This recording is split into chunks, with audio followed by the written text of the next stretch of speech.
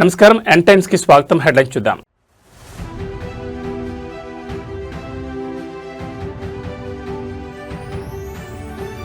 Speed quality delivery Amaravati నిర్మాణ పనులపై CM Chandrababu ఉన్నత స్థాయి సమీక్ష.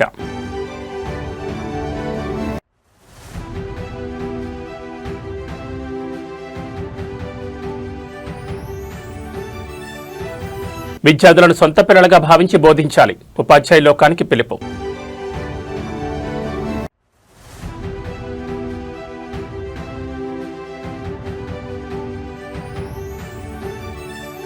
హైడ్రాను మరింత బలోపేతం చేస్తాం, కబ్జాకోరులను వదిలే ప్రసక్తే లేదని హెచ్చరిక.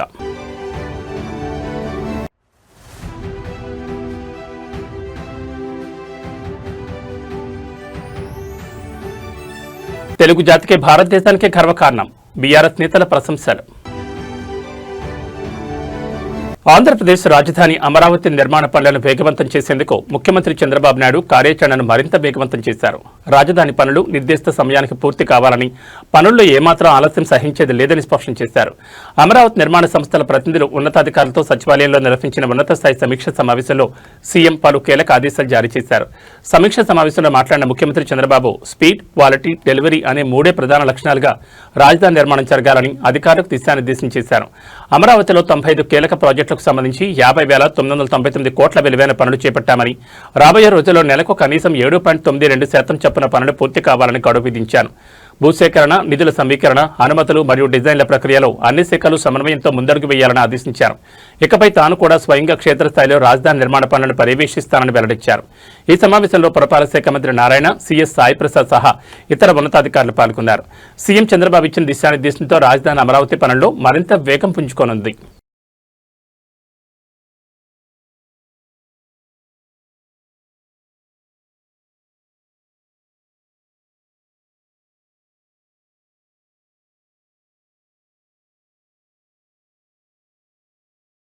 విద్యా వ్యవస్థను మరింత సమర్థవంతంగా తీర్చిదిద్దేందుకు ప్రభుత్వం సరికొత్త కార్యాచరణకు శ్రీకారం చుట్టింది. ఒక మంచి స్మార్ట్ ఫోన్ తయారు కావడానికి సాఫ్ట్వేర్, హార్డ్వేర్ రెండూ ఎంత కీలకమో పాఠశాల విద్యా వ్యవస్థ కూడా అంతేనని స్పష్టం చేసింది.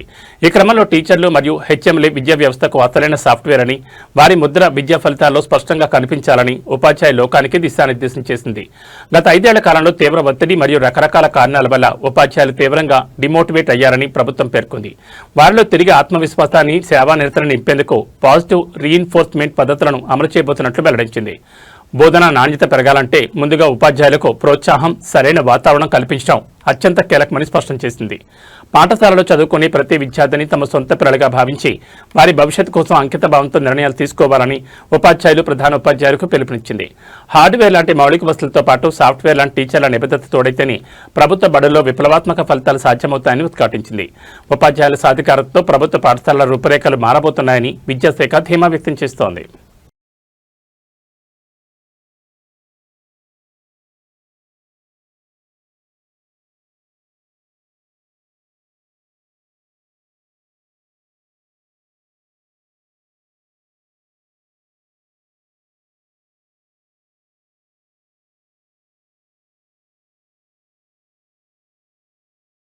హైడ్రా వ్యవస్థపై మరియు అధికారుల నియామకాలపై వస్తున్న విమర్శలు, న్యాయపరమైన సవాళ్లపై ముఖ్యమంత్రి రేవంత్ రెడ్డి అత్యంత తీవ్రస్థాయిలో స్పందించారు.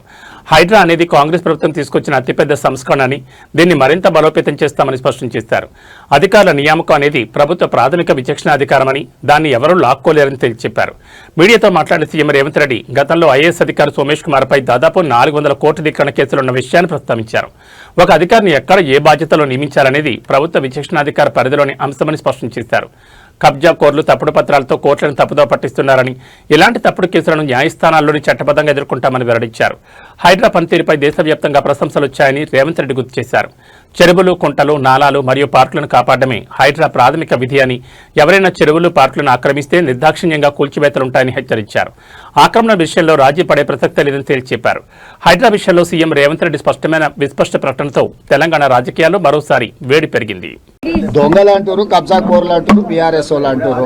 చెరువులను, నాలాలను, గుంటలను కబ్జా పెట్టుకొని ప్రభుత్వ భూములను, ప్రభుత్వ పార్కులను కబ్జాలు పెట్టుకున్న వాళ్ళు కోర్టులను తప్పుదోవ పట్టించి కంటెంప్ట్ ఆఫ్ కోర్ట్ అంటారు.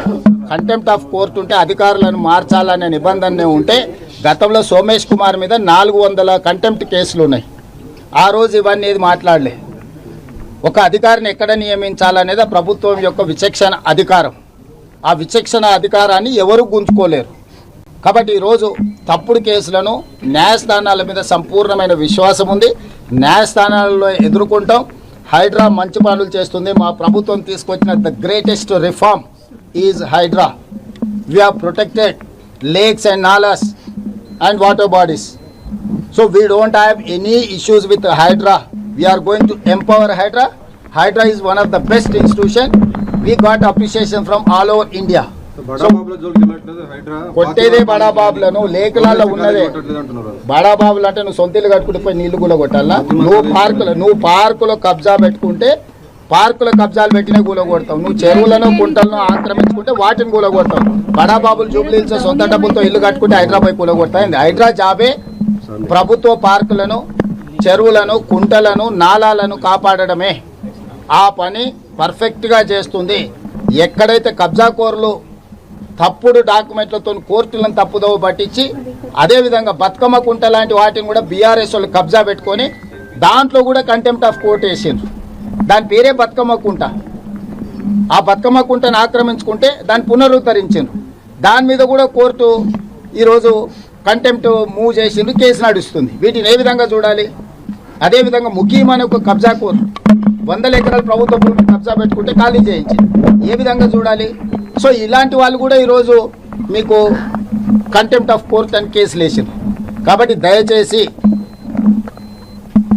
హైడ్రాని పని చేయనీయకుండా అడ్డుకోవాలనే కబ్జా కోర్లకు మీరు ఎవరు సహకరించండి. మీడియా కూడా నేను విజ్ఞప్తి చేస్తున్నా. ఈరోజు ఏ భూమి కూడా ఇతరులకు ఇవ్వలే. ప్రభుత్వం తీసుకున్నది చెరువులను, కుంటలను పునరుద్ధరించింది. అది ఆక్రమించుకున్న వాళ్ళు ధనవంతులైనా పేదవాళ్ళైనా ఈరోజు మీకు కన్వెన్షన్ కూలగొట్టిరు పేదోళ్ళదా? అది గండిపేట చెరువులు ఆక్రమించుకున్న వాళ్ళని కూలగొట్టిరు పేదోళ్ళదా? బతుకమ్మ కుంటను ఆక్రమించుకున్న వాళ్ళు పేదోళ్ళ? ఎట్లా సుధాకర్ రెడ్డి అని టీఆర్ఎస్ కాన్స్టిట్యున్సీ ఇన్ఛార్జ్ కేసీఆర్ గారు వస్తే విమానంలో పూల వర్షం కురిపించండు. 10 ఎకరాలు బతుకమ్మ కుంటను కబ్జా పెట్టి అమ్ముకున్న తర్వాత పూల వర్షమైంది, కనక వర్షమే కురిపించవచ్చు. ఇట్లాంటి కబ్జాదారులను కాపాడడానికి డబ్బులు పెట్టి సోషల్ మీడియాలో తప్పుడు ప్రచారం చేసి ప్రభుత్వాన్ని బదనాం చేయాలనే ప్రయత్నం చేస్తుండ్రు. ప్రభుత్వానికి స్పష్టత ఉన్నది. హైడ్రా కార్యాచరణ పట్ల, హైడ్రా నిర్వహిస్తున్న బాధ్యతల పట్ల ఖచ్చితంగా హైకోర్టు ఇచ్చిన ఆదేశాలు ఇంకా నేను పరిశీలించలేదు. ప్రభుత్వ పరంగా సమీక్ష చేస్తాం. తప్పకుండా కోర్టు ఆదేశాలు ఇస్తే న్యాయస్థానాన్ని గౌరవిస్తాం. అదేవిధంగా హైడ్రా కొనసాగిస్తున్న పనులను కూడా భవిష్యత్తులో కూడా కొనసాగిస్తాం. ధన్యవాదాలు.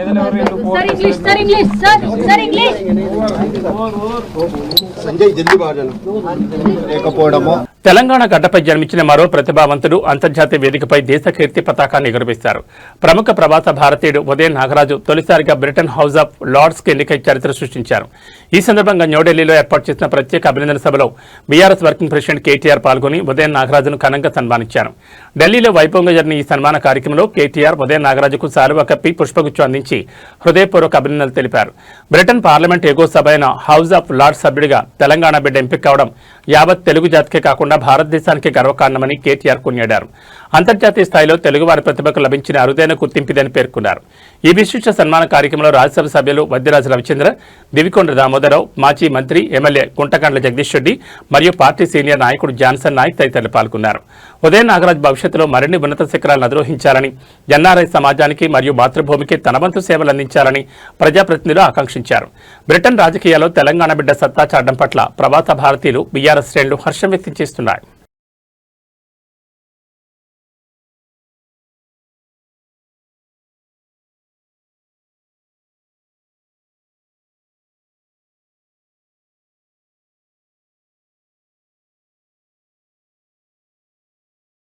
ఉత్తరాంధ్ర ప్రజల దశాబ్దాల నిరీక్షణకు తెరబడబోతోంది. ప్రతిష్టాత్మక భోగాపురం అంతర్జాతీయ విమానాశ్రయం ప్రారంభోత్సవానికి ముహూర్తం ఖరారైంది. ఆగస్టు 1వ తేదీన భారత ప్రధాని నరేంద్ర మోడీ చేతుల మీదుగా ఈ విమానాశ్రయం ప్రారంభం కానుంది. ఈ చారిత్రాత్మక ఘట్టం మరియు ప్రధాని మోడీ పర్యటన నేపథ్యంతో విద్యా, ఐటీ శాఖల మంత్రి నారా లోకేష్ అధికారులతో ఉన్నత స్థాయి సమీక్ష సమావేశం నిర్వహించారు. సమీక్షలో మాట్లాడిన మంత్రి లోకేష్ ప్రధాని సభకు దాదాపు 3 లక్షల మంది ప్రజలు హాజరయ్యే అవకాశం ఉందని వెల్లడించారు. అందుకు అనుగుణంగా విమానాశ్రయం పరిసరాల్లో రహదారుల విస్తరణ, రవాణా సౌకర్యాలు, వాహనాల పార్కింగ్ స్థలాలు మరియు కట్టుదిట్టమైన భద్రతా ఏర్పాట్లను తక్షణమే పూర్తి చేయాలని అధికారులు ఆదేశించారు. సభకు వచ్చే సామాన్య ప్రజలకు ఎలాంటి ఇబ్బందులు తలెత్తకుండా సమగ్ర ప్రణాళికతో ముందడుగు వేయాలన్నారు. సభకు తరలివచ్చే ప్రజల కోసం ప్రత్యేకంగా భోజన కౌంటర్లు, తాగునీటి వసతి, ప్రథమ చికిత్స కేంద్రాలు మరియు అత్యవసర సమయాల్లో వినియోగించేందుకు వీలుగా భారీగా అంబులెన్స్లను సిద్ధం చేయాలని నిర్దేశించారు. అన్ని ప్రభుత్వ శాఖల అధికారులు సమన్వయంతో పనిచేసి ప్రారంభోత్సవ కార్యక్రమాన్ని విజయవంతం చేయాలని ఆదేశించారు. భోగాపురం ఎయిర్పోర్ట్ ప్రారంభంతో ఉత్తరాంధ్ర ప్రాంత ఆర్థిక, పారిశ్రామిక స్వరూపమే మారబోతోందని ప్రభుత్వం ధీమా వ్యక్తం చేస్తోంది.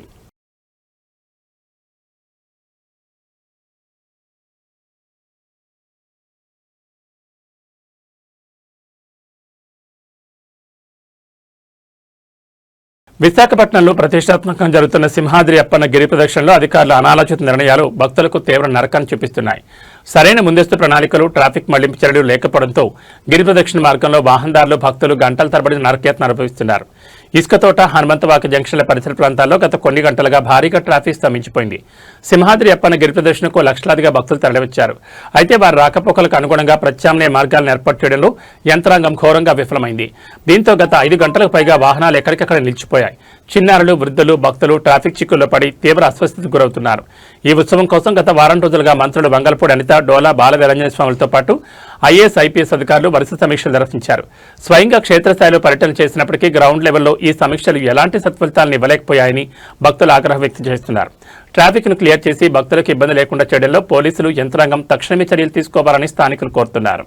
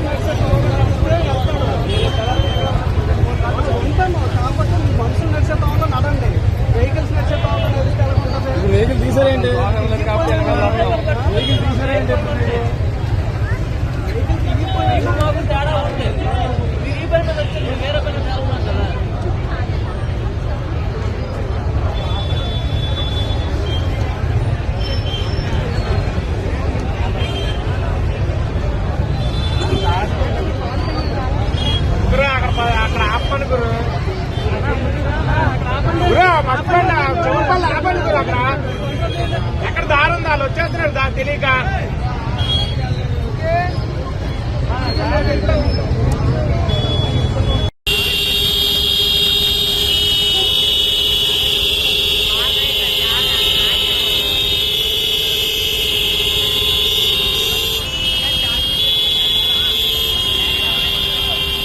ఉత్తరప్రదేశ్లోని రుద్రపూర్లో దారుణమైన ఘటన వెలుగు చూస్తుంది. 19 ఏళ్ల యువతిని అపహరించి సామూహిక అత్యాచారానికి పాల్పడ్డ 3 నిందితులను పోలీసులు అరెస్ట్ చేశారు. నిందితులను పట్టుకునేందుకు వెళ్లిన పోలీసులపై వారి ఎదురు కాల్పులకు తెగబడ్డంతో పోలీసులు జరిపిన కాల్పుల్లో ఒక నిందితుడు గాయపడ్డాడు. ఈ ఘటన స్థానికంగా తీవ్ర కలకలం రేపింది. పోలీసుల వివరాల ప్రకారం బాధితురాలైన యువతిని కిడ్నాప్ చేసిన 3 ఆకతాయిలు ఈ దారుణానికి పాల్పడ్డారు. బాధితురాలి ఫిర్యాదుతో రంగంలో దిగిన పోలీసులు నిందితుల స్థావరాన్ని గుర్తించి పట్టుకునేందుకు ప్రయత్నించారు. అయితే నిందితులు పోలీసులపైకి కాల్పులు జరపడంతో ఆత్మరక్షణ కోసం పోలీసులు కూడా ఎదురు కాల్పులు జరిపారు. ఈ కాల్పుల్లో ఒక నిందితుడు కాలికి తుపాకీ గుండు తగలగా పోలీసులు 3 అదుపులోకి తీసుకున్నారు. కేసు విచారణలో భాగంగా ఘటనా స్థలంలో సీన్ రిక్రియేషన్ చేసేందుకు 2 నిందితులను పోలీసులు అక్కడికి తీసుకెళ్లారు. ఆ సమయంలో పోలీసులు కళ్లు గప్పి పారిపోయేందుకు నిందితులు యత్నించారు. వెంటనే అప్రమత్తమైన పోలీసులు స్థానికులు వారిని వెంబడించి పట్టుకుని అక్కడికక్కడే దేహశుద్ధి చేసి తిరిగి కస్టడీలోకి తీసుకున్నారు. నిందితులపై తీవ్రమైన చట్టపరమైన చర్యలు తీసుకుంటున్నట్లు పోలీసులు వెల్లడించారు.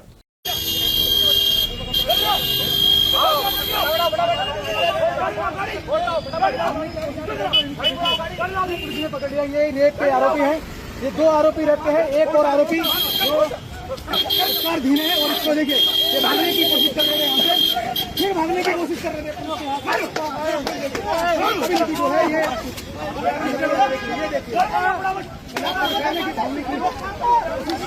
अभी भी देखिए ब्लड बजा जा रहे हैं और पीछे से भीड़ देखिए टीम और काफी भीड़ है। देखिए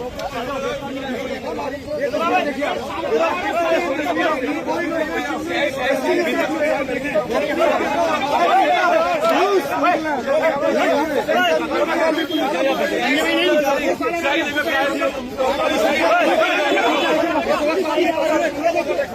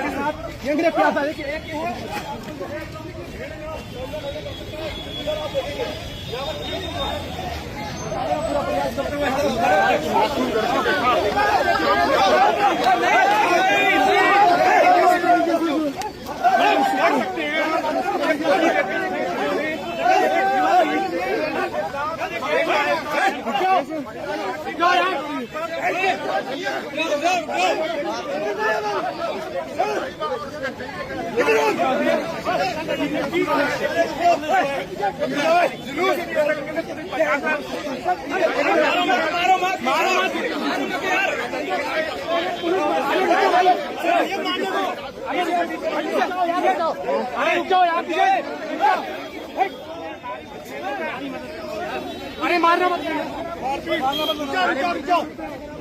मारो मत यार।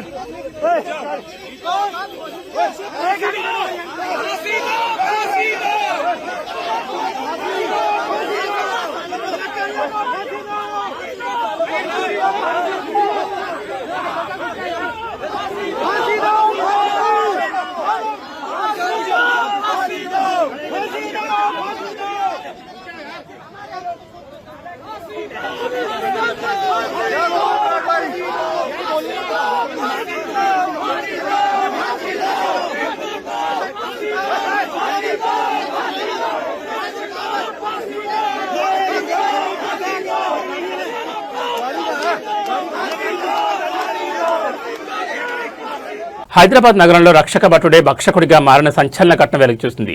బాధితురాలకు న్యాయం చేయాల్సిన సీఐ హోదాలోని అధికారి ఆమెపై లైంగిక వేధింపులకు పాల్పడడంతో తీవ్ర కలకలం రేగింది. జూబ్లీహిల్స్ సీఐ శ్రీనివాసరెడ్డిని సస్పెండ్ చేస్తూ Hyderabad police commissioner CP Sajjanar కఠిన ఉత్తర్వులు జారీ చేశారు. పోలీసుల విచారణలో దిగ్భ్రాంతికరమైన విషయాలు వెలుగులోకి వచ్చాయి.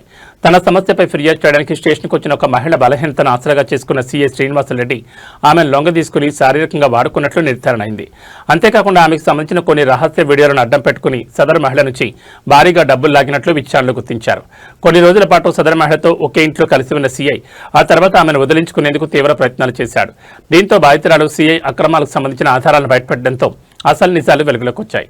ఈ ఆధారాల ఆధారంగా శాఖాపరమైన విచారణ చేపట్టిన సిపి సజ్జనార్ సీఐపై సస్పెన్షన్ వేటు వేశారు. చట్టాన్ని కాపాడాల్సిన పోలీసు అధికారి ఇలాంటి దారుణాన్ని పొడిగట్టడంపై సర్వత్రా నిరసన వ్యక్తమవుతోంది.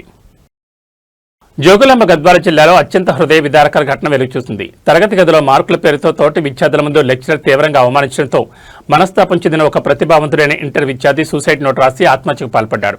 కనీస విచక్షణ మరిచి ఓ మహిళా లెక్చరర్ ప్రవర్తించిన తీరు ఒక విద్యార్థి ప్రాణం తీసిందని కుటుంబ సభ్యులు స్థానికులు తీవ్ర ఆగ్రహం వ్యక్తం చేస్తున్నారు. కొత్తపల్లి గ్రామానికి చెందిన నేతిబొట్టు తరుణ్ గద్వాల ప్రభుత్వ కళాశాలలో ఇంటర్ సెకండ్ ఇయర్ చదువుతున్నాడు.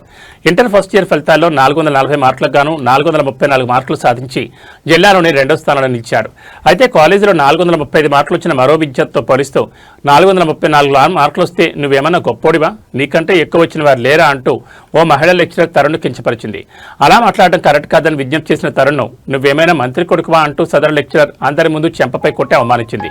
దీంతో క్లాస్ అంతా నవ్వడంతో తీవ్ర మనస్తాపానికి గురైన తరుణ్ ఇంట్లో ఎవరూ లేని సమయంలో ఉరివేసుకుని ప్రాణాలు తీసుకున్నాడు. ఉపాధ్యాయులు ప్రోత్సహించాలి, కానీ ఇలా అవమానించకూడదు, ఆమెపై కఠిన చర్యలు తీసుకోవాలని సూసైడ్ నోట్లో తరుణ్ ఆవేదనగా పేర్కొన్నాడు. బాధ్యతారాహిత్యంగా వ్యవహరించి విద్యార్థి ఆత్మహత్య కారణమైన లెక్చరర్పై కఠిన చర్యలు తీసుకోవాలని విద్యార్థి సంఘాలు కుటుంబ సభ్యులు డిమాండ్ చేస్తున్నాయి. దేశీయ స్టాక్ మార్కెట్లలో ఇవాళ బుల్ చోరు స్పష్టంగా కనిపిస్తోంది. పశ్చిమాసియాలో యుద్ధ పరిస్థితులు కాస్త సదలడంతో గ్లోబల్ మార్కెట్ల నుంచి వచ్చిన సానుకూల సంకేతాలు మన సూచీలకు కొండంత బలాన్నిచ్చాయి. ఉదయం ప్రారంభం నుంచే సూచీలు భారీ లాభాల్లో పయనిస్తూ మదుపర్లలో కొత్త ఉత్సాహాన్ని నింపాయి. మార్కెట్ వివరాల్లోకి వెళ్తే బొంబాయి స్టాక్ ఎక్స్చేంజ్ సూచీ సెన్సెక్స్ ఏకంగా 650 పాయింట్లు లెగిసి 77,420 మార్కు వద్ద ట్రేడ్ అవుతోంది. మరోవైపు నేషనల్ స్టాక్ ఎక్స్చేంజ్ సూచీ నిఫ్టీ 195 పాయింట్ల లాభంతో 24,179 వద్ద స్థిరంగా కొనసాగుతోంది. ఐటీ, టెక్నాలజీ, టెలికాం మరియు బ్యాంకింగ్ రంగాల షేర్లు గ్రీన్లో ట్రేడ్ అవుతూ మార్కెట్ ర్యాలీకి ప్రధాన కారణమయ్యాయి. అయితే మరోవైపు అంతర్జాతీయ మార్కెట్లో క్రూడ్ ఆయిల్ ధరలు మళ్లీ పుంజుకోవడం గమనార్హం. బ్రెంట్ క్రూడ్ రకం బ్యారెల్ ధర 4.34% పెరిగి $87.77 చేరింది. ఇక విదేశీ మారకం మార్కెట్లో అమెరికన్ డాలర్తో పోలిస్తే భారత రూపాయి మారకం విలువ 95.85 వద్ద కొనసాగుతోంది. గ్లోబల్ పరిస్థితులకు అనుగుణంగా మార్కెట్లు ఇవాళ లాభాల్లో పయనిస్తున్నప్పటికీ క్రూడ్ ధరల పెరుగుదల ప్రభావంపై వ్యాపార వర్గాలు నిఘా ఉంచాయి.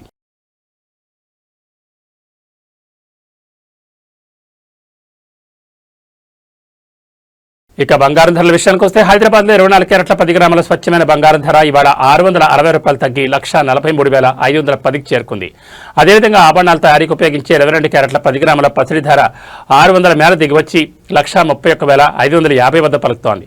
కొద్ది రోజుల వ్యవధిలోనే పసిడి ధరలు క్రమంగా దిగి రావడం కొనుగోలుదారులు కొత్త ఉత్సాహం నింపుతోంది. మరోవైపు వెండి ధరలో మాత్రం ఎలాంటి మార్పు లేకుండా స్థిరంగా కొనసాగుతోంది. కేజీ వెండి ధర హైదరాబాద్ మార్కెట్లో 2,35,000 వద్ద మార్పు లేకుండా ఉంది.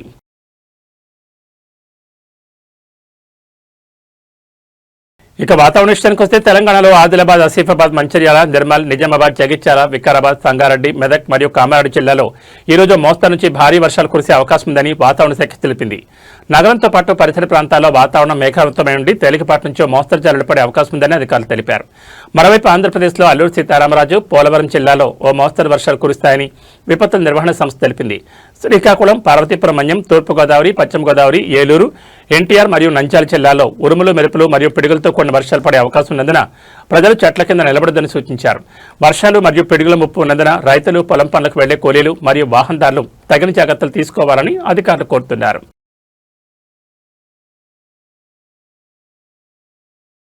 ఇవి బులెటిన్ విశేషాలు. నమస్కారం.